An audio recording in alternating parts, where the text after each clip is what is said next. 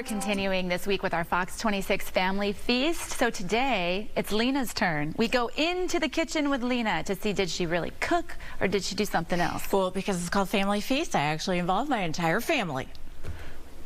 3 ingredients: frozen meatballs, grape jelly, barbecue sauce. So equal parts grape jelly and barbecue sauce on low heat. Just simmer and let it sit while the meatballs are in the oven. Just put them in the oven on bake at 350. Who's that? Lina. Spring Fire Department rescue team. Stop what you're doing, put the utensils down, and come with me. I think I can do it. What do you think? I think you can do it. You do?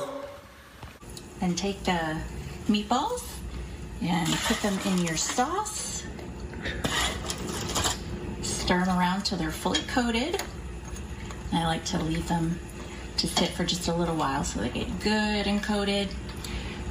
After a while, maybe a minute or two, just take them out with a slotted spoon. Kind of.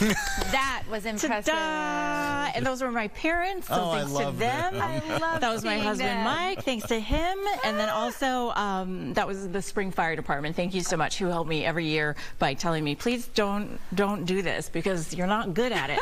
But here we go. I'm eating So it. this is grape jelly and barbecue sauce. 2 of my favorite things. And it gives it just a little bit of sweetness. That's To the great. savory. I'm not buying it. No, I love that. Oh, okay. Tastes good to me. I'm not kidding. Passes my test. Which is what?